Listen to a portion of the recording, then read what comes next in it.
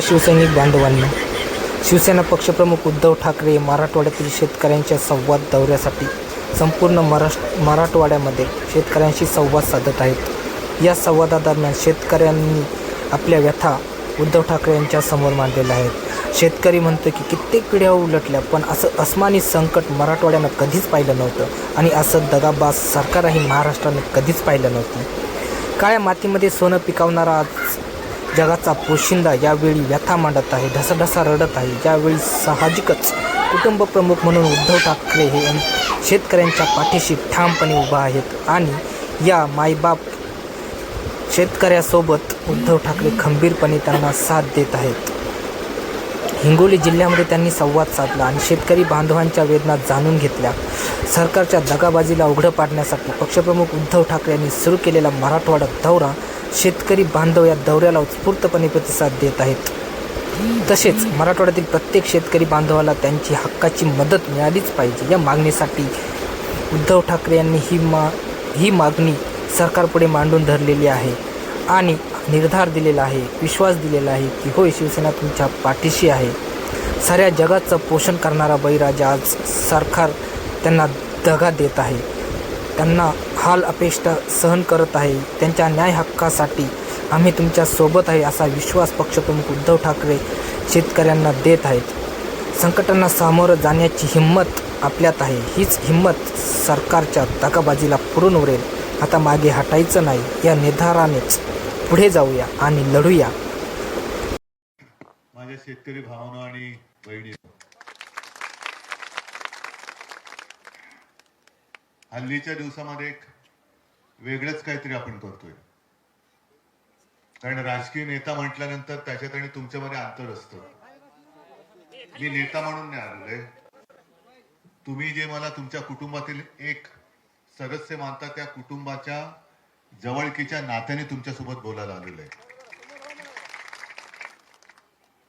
संकट येतात, संकट जातात, पण संकटाचा सामना आपण कसा करतो आणि या संकटामध्ये आपल्याला मदत कोण करतं हे फार महत्वाचं असतं.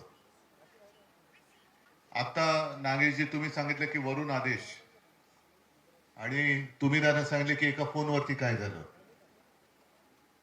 याचाच अर्थ असा की जो वरती बसलेला असतो त्याच्या जर का हृदयामध्ये जरा जरी माणुसकी असेल तर जास्त काही करण्याची गरज लागत नाही. एका फोनवरती सगळं काम आणि सगळी सूत्र हलू शकतात. काल परवापासून मी फिरतोय आणि तुमच्या सगळ्यांची व्यथा ऐकतोय. काय बोलायचं हेच समजत नाही, कारण रोज नवीन नवीन काहीतरी कळतंय. आता तुम्ही जे सांगितलं की सोयाबीनसाठी कुटुंबातील सगळ्या महिला असतील तर महिला घेऊन यायचं, लाईनीत उभं राहायचं, अंगठे उमटवायचे, आणि मग त्याच्यानंतर जर का त्यांच्या मनात असेल तर मदत मिळणार किंवा काय असेल ते मिळणार. ही कोणती पद्धत आहे? जर मी केवळ एका अंगठ्यावरती जवळपास 30-32 लाख शेतकऱ्यांना 2 लाखापर्यंत पीक कर्ज मुक्त करू शकत होतो, कुठे तुम्हाला रांग लावावी लागली होती का? हा, गर्दी असेल तर असेल, पण त्याच्यानंतर कधी तुम्हाला आज नाही उद्या या, उद्या नाही परवा या, हे नाही आणा, ते आणलं, ते आणलं, हे नाही आणलं, असं कधी त्रास झाला का? जात झाला का? बरं, मुळामध्ये आपण केलेली जी कर्जमुक्ती होती ती तुमच्यापर्यंत पोहोचली होती की नव्हती? त्याच्यानंतर संकट येत होती. अतिवृष्टी तेव्हाही झाली, अगदी 2 वेळा चक्रीवादळ आली, आणि त्याही पेक्षा सगळ्यात मोठं संकट जे, जसं ही अतिवृष्टी अनेक, आता मला मगाशा, आता तुम्ही सगळे ज्येष्ठच आहात आणि सगळेजण सांगतात की त्यांच्या आयुष्यात असं कधी संकट पाहिलं नव्हतं. ही मराठवाड्याची कथा आहे. पण आपल्या काळामध्ये जागतिक संकट आलं होतं, करोनाचं. त्या करोनाच्या काळामध्ये सुद्धा आपण हीच यंत्रणा होती ती राबवली होती, आणि मग लसीकरण असेल, टेस्टिंग केंद्र असेल, आरोग्य सुविधा असेल, औषधोपचार असेल, हे गावागावात खेड्यापाड्यात पोहोचवण्याचा मी प्रयत्न केला होता. पोहोचले होते की नव्हते? स्वतः मी त्यावेळेला नंदुरबारच्या अगदी टोकाचं जे गाव आहे आदिवासी पाडा, मला वाटतं बाबा तुम्ही होता तिथे सुद्धा बघायला गेलो होतो. अनेक ठिकाणी ड्रोननी औषधं पोचवली होती. म्हणजे करू शकतो म्हटलं तर. जी कर्जमुक्ती मी करून दाखवली होती, कोणती समिती नेमली होती, कोणाचा अहवाल घेतला होता मी, कोण आलं होतं तुमची विचारपूस करायला की काय शेत आहे, काय तुमचा पुरावा द्या, हा किती पीक काढलं पुरावा द्या, तुमचं शेत आहे, शेतच आहे, हे असे फालतू प्रश्न मी काय विचारत नव्हतो बसलो. तुमच्या आशीर्वादाने अनपेक्षितपणाने मुख्यमंत्री पदावरती बसण्याची संधी मिळाली आणि मी उपकार नाही केले, मी माझं कर्तव्य केलं. आणि आता तेव्हा जी माहिती गोळा केली होती म्हणजे सरकारच्या किंवा सगळ्यांच्या भाषेत डेटा, त्या शेतकऱ्यांची नावं तिथे आहेत. नवीन काय आले असतील तिथे ऍड करा. पण 32 लाख शेतकऱ्यांना जेव्हा आपण मदत करू शकलो होतो, कर्जमुक्त करू शकलो होतो, ती यंत्रणा सरकारचीच होती, सरकारकडेच आहे. ते खातं सरकारचंच होतं, सरकारकडेच आहे. पैशाचा वाटप सुद्धा बँकांच्या खात्यामध्ये, शेतकऱ्याच्या खात्यामध्ये बँकेमध्ये गेला. तेव्हा मी काय आपली माणसं नव्हती पाठवली पैसे घेऊन तुमच्या घराघरात, हे घ्या पैसे, हे घ्या पैसे, हे घ्या पैसे. सगळी माहिती तिकडे जमा आहे. त्यांनी जी काय कर्ज माफी केली होती, मी कर्जमुक्ती म्हणतो, ते कर्ज माफी म्हणतात. कारण माफी आणि मुक्तीमध्ये फरक आहे. माफी ही गुन्हेगाराला देतात. माझा शेतकरी काय गुन्हेगार नाहीये. शेतकरी गुन्हेगार नाहीये, तो स्वतःचं कर्ज खातो आणि नुसता नाही खात, तर जगाला खाऊ घालतो. एका शेतामध्ये आम्ही थांबलो होतो आणि पिठलं भाकरी खाऊन आलो मी. चांगलं वाटलं जरा. पण ही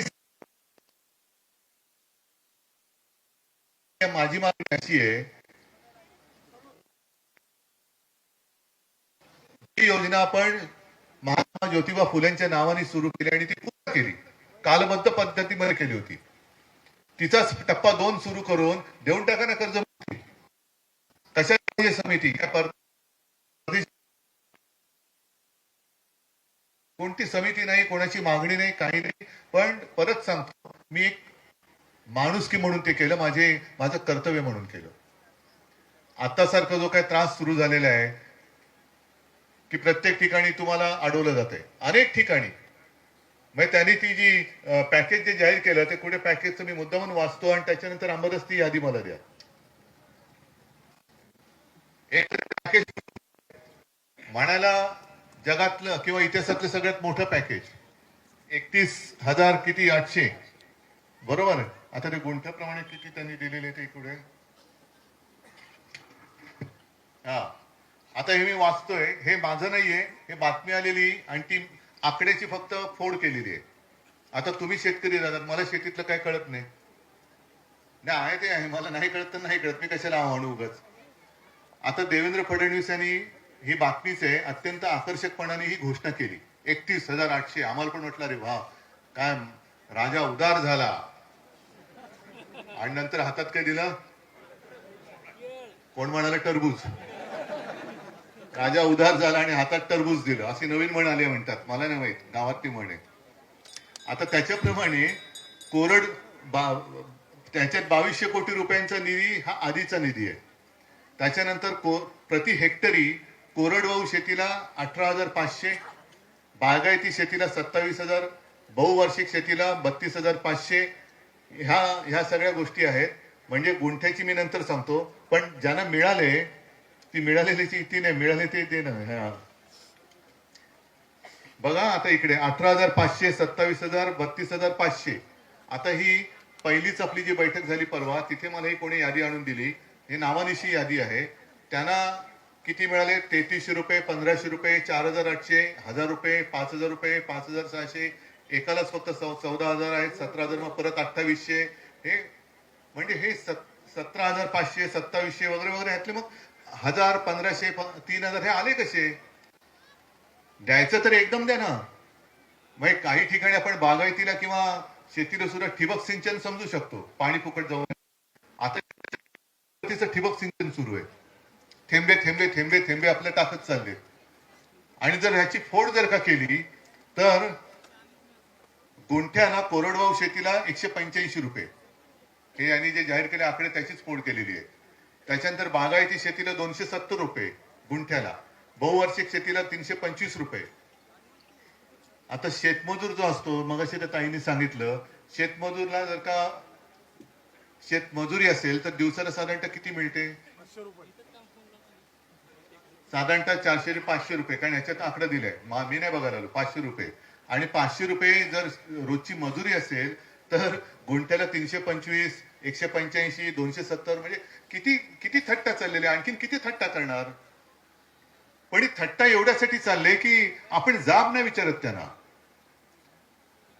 आता सुद्धा त्यांचं कसं चाललंय की मी तुमच्यामध्ये फिरतोय. खरं म्हणजे हे माझं काम नाहीये, हे मुख्यमंत्र्याचं काम आहे, मंत्र्याचं काम आहे. आज तुमचा पालकमंत्री कोणी असेल, कुठे गेला पालकमंत्री? काय येऊन नाही बसत? असा बोल ना, सगळ्यांची घेऊन बस, जिल्हा प्रमुखाला घेऊन बस, तहसीलदाराला घेऊन बस, तलाठ्याला बस, बीडीओ पीडीओ काय असेल सगळ्यांना घेऊन बस. आणि काय ना, आम्ही जर का सरकारने पैसे जाहीर केलेले सोडत असतील, रोज 7,000 कोटी 8,000 कोटी सोडत असतील, तर त्याला ताण धरून विचारा ना की तुझ्या जिल्ह्याला एवढे पैसे आम्ही सोडलेत, एवढे तुझ्या पहिल्या सर्कलमध्ये किती शेतकरी आपत्तीग्रस्त आहेत? काय पंचनामे केले? पंचनामे नसतील केले तर का पंचनामे केले नाहीत? मग त्यांना किती पैसे मिळाले? किती पैसे आम्ही जाहीर केलेत? हे जाहीर केलेले पैसे तुझ्या सर्कलमध्ये त्या शेतकऱ्यांना मिळाले का नाहीत? विचारा ना, जाब विचारला पाहिजे. टीका करायला काय कोणाचं काय जात नाही. पण जर जमिनीचे पंचनामे होणार नसतील तर मग आपल्याला ह्या दगाबाज सरकारचा पंचनामा करावा लागेल. दगाबाज सरकारचा पंचनामा हा एक कार्यक्रम घ्या आता. आणि तो कार्यक्रम म्हणजे मग अशी नागेश होते, सगळे होते, मी आज सकाळपासून बोलतोय, हे तुम्हाला करावं लागेल. जे जे अधिकारी आहेत, ज्यांच्या अधिकार क्षेत्रामध्ये हे सगळे पंचनामे करणं आणि मदत वितरित करण्याचे अधिकार आहेत, त्यांच्या ऑफिसमध्ये जाऊन बसा आणि त्यांना त्रास नाही द्यायचा, शिवी नाही द्यायची, काय करायचं, जाऊन बसायचं आणि त्यांना सांगायचं आम्ही सगळे अंगठे घेऊन आलेलो आहोत, कुठे उमटू सांग. सगळे अंगठे आहेत, कुठे उमटायचे तेवढे सांग. तू म्हणशील तिकडे तुझ्या उमटवतो अंगठा. आणि त्याला त्रास नाही, उलट त्याचा सत्कार करायचा. जे आता सोयाबीन बियाबीन काय सडले बिडले घेऊन जाईल त्याला म्हणायचं हे आमच्याकडनं तुला प्रेम भेट. आणि जाताना एक काम करायचं, त्याला उपाशी नाही ठेवायचं, त्याच्यासाठी जेवणाचा डबा घेऊन जायचा.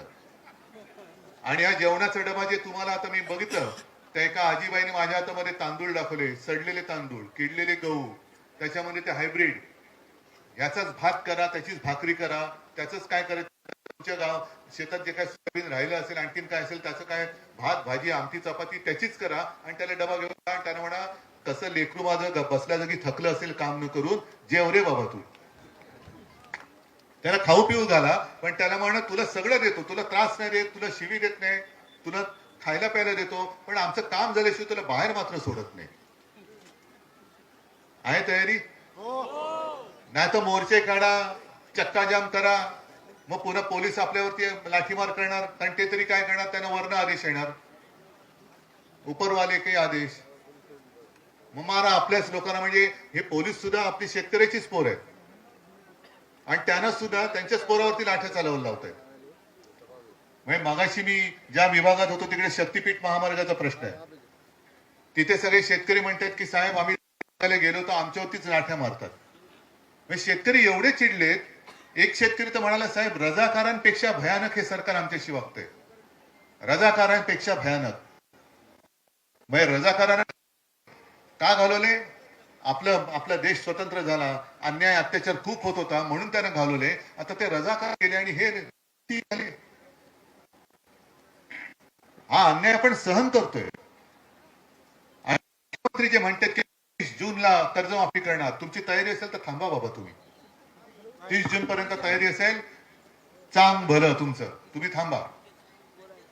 पण तोपर्यंत काय करणार? खरीपाचं कर्ज कसं फेडणार? रब्बीचं नवीन कर्ज मिळणार, त्याचे हप्ते कसे फेडणार? बरं 30 जून पर्यंत मी चला तुमच्या सगळ्यांच्या वतीने मी मुख्यमंत्र्यांना सांगतो की चला मी सांगतोय बँका थांबतात का? हा बँकांचा तगादा थांबतोय. आजच पेपरमध्ये बातमी आले, राजुरा म्हणजे चंद्रपूर विदर्भ, तिकडे पूर्व विदर्भात एका 68 वयाच्या महिलेने बँकेने कर्जासाठी तगादा मागे लावला म्हणून यशोदा राठोड त्या बाईंचं नाव, त्याने आत्महत्या केली. म्हणजे महिला आत्महत्या करतात. आणि दुसरीकडे काय म्हणतात हे लोक, भारत माता की जय. आणि त्या भारत मातेमध्ये ही माता माझी आत्महत्या करत होती या नतदृष्टपणामुळे. कसे भारत मातेचे आशीर्वाद मिळतील यांना? कसे मिळतील? बरं, काही जणांची गुरं वाहून गेलेत, ते सुद्धा फोटो आणले. गुरं त्यांची मगाशाच्या याच्यात सांगितलं, त्याच्या म्हशी, दुभत्या म्हशी ह्या वाहून गेल्या, त्यांचे फोटो आहेत. ते फोटो नाही, ते म्हशी गेले, मृत झालेल्या म्हशींचे फोटो कुठे सुरुवातीलाच असतील बघा. आता यांच्याकडे होते 40 म्हशी आणि सरकार तीन तीन जनावरांपर्यंत तुम्हाला नुकसान भरपाई मिळेल. मग अंबादासजींनी तो GR दाखवला, तो GR बदलले. आता तो बदलल्यानंतर सुद्धा हे बघा, ह्याच्यामध्ये सगळ्या म्हशी विशी सगळ्या तट्ट बिचाऱ्या सगळा प्राण सोडल्या फुगून. 40 म्हशी दुभती जनावर होती, सगळी वाहून गेली. हे बघा आहे ना. आता हे दाखवल्यानंतर सुद्धा आणखीन काय करायचं? काय दाखवायचं त्यांना? कसले पुरावे द्यायचे? का म्हशीचे अंगठे पाहिजेत तुम्हाला? हा, काय कोणता कारभार आहे हा? 40 म्हशी त्यांच्या वाहून गेल्या. त्यांचा सरकारचा नियम सांगतो 3, तो सुद्धा आता नियम बदलला, पण अजूनही पैसे मिळत नाहीयेत. कोणाची जनावरं वाहून गेलेत, म्हणजे म्हशी गेल्यात, कोणाच्या कोंबड्या गेल्यात, कोणाच्या शेळ्या गेल्यात, जमीन वाहून गेलेत, कोणाची घरं वाहून गेले, अख्खा आयुष्य वाहून गेलेलं आहे. काय नुकसान भरपाई देणार? किती नुकसान भरपाई देणार? अजित पवारांचं ठीक आहे, हो, सतत म्हणे तुम्हाला फुकटचं पाहिजे. काय ह्या म्हशी वाहून गेल्या, तुमची जमीन वाहून गेली, ती काय फुकटची होती? आणि आज शेतकरी म्हणजे काय अजितदादाचा पोरगा नाहीये त्याला फुकटची जमीन मिळायला? म्हणजे शेतकऱ्यांना सांगतायत की तुम्ही हातपाय हलवा.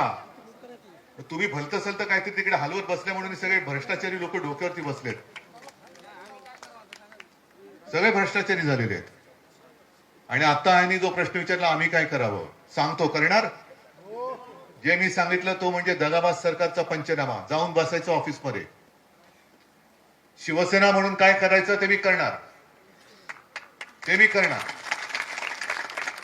मी आता या आपत्तीच्या दरम्यान 3ऱ्यांदा मराठवाड्यात आलोय. परत येणार आहे मी मराठवाड्यामध्ये. पण परत जेव्हा मराठवाड्यात येईन तेव्हा तुम्ही सगळ्यांनी तुमच्या हातामध्ये सरकारचा पंचनामा घेऊन उभं असलं पाहिजे, तर मी येणार. माझा प्रत्येक शेतकरी, माझा प्रत्येक हा जो माझा बांधव आहे आणि माझी भगिनी आहे, यांना आता BDO, तहसीलदार, जिल्हाधिकाऱ्यापेक्षा जास्त अधिकार आहेत. कारण तो माझ्या भारताचा नागरिक आहे. त्या नागरिकाच्या मतामुळे सरकार बनतं, ह्याचा अधिकार सगळ्यात मोठा आहे.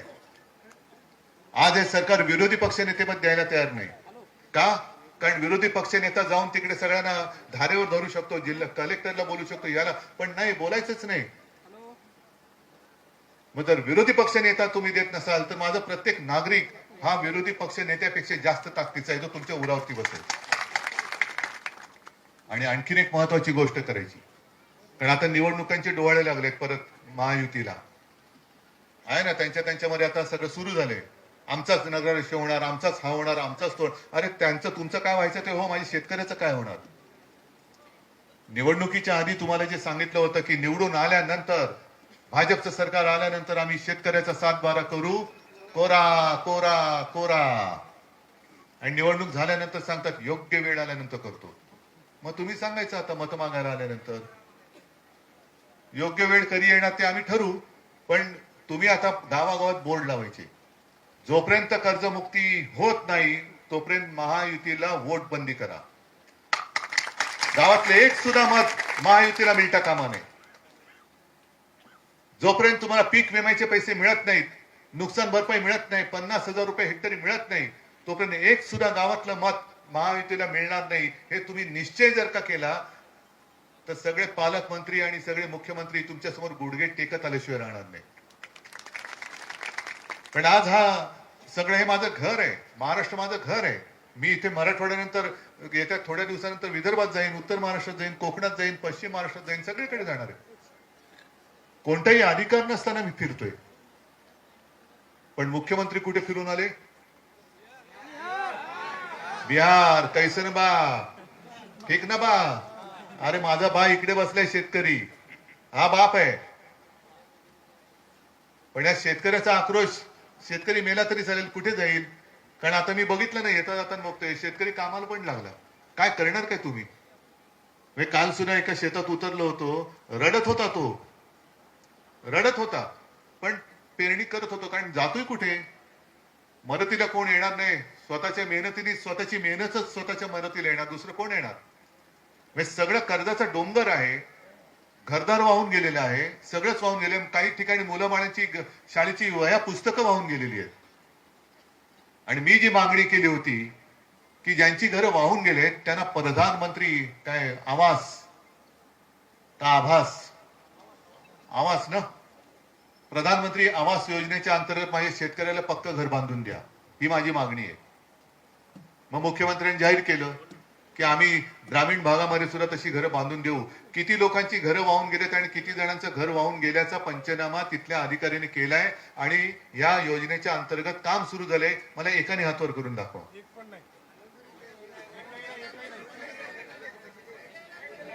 मग आता परत तुम्ही फसणार.